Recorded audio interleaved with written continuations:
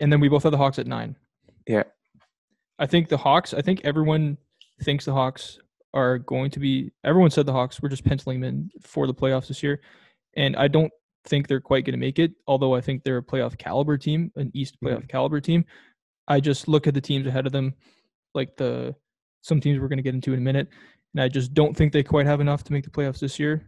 I think Trae Young is going to have a huge improvement. I think Trae Young is he an All-NBA lock this year? Maybe not a lock, but he's – if he doesn't make the playoffs, it's going to be hard. That's true. And you just look at their 9-man rotation: Trae Young, Bogdanovich, Hunter, John Collins, Capella, Rondo, Gallo, Reddish, and Herter. I mean, that's a pretty fun, at least offensive 9-man rotation. I can't really think of too many more exciting 9-man rotations than that. They got secondary ball handlers. They got pick and roll weapons. They got spacing. They kind of have everything you need. They are just kind of a new team, not a ton of experience together. And Trae Young still, it's only going to be his third year. Yeah. After all, even though we can kind of pencil him in for 29 a night, it's only his third year. And I just think they're going to just barely miss out this year, but they'll be in it every year after this. Yeah, and the reason I have them kind of, like I have other teams ahead of them, is because their players are more established.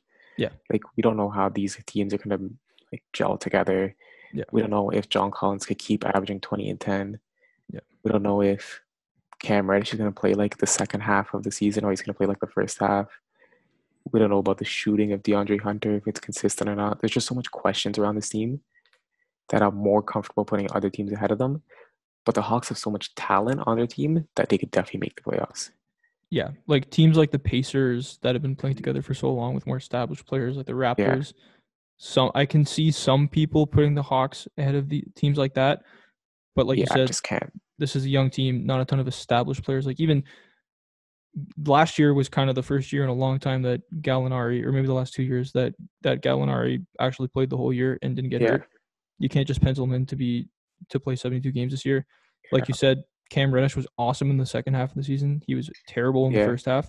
Yeah. Like you said, John Collins. I think John Collins, by the stats, was the worst defensive power forward in basketball last year, and Trae Young is just the worst defensive player in NBA history. So they're definitely an extremely talented team, but like you said, are they going to be good enough to get into the playoffs? Possibly, but we'll see. Yeah, and which Clint Capella are we getting? Are we getting the guy who averaged 16 and 13? Or are we getting a guy who's coming off a big injury that can't jump the seam, can't really move the seam, and is only averaging like 8 and 8? Yeah. Like, there's just too much questions for me to put this team in the playoffs, but they have the talent to make it. I don't think anyone's debating that. And even if they miss the playoffs, like, they're such a good position where they could trade star players, like such players with high potential, to get a star. So yeah, I just think it's a good spot. Get that play in, be competitive, get the trade value up for some of your players, and then next offseason, go for a star, go for trades, and keep moving. Exactly. Could not agree more. Thanks for watching. Listen to the Stretch the Floor podcast on Apple, Spotify, or wherever you get your podcasts, and follow us on Instagram.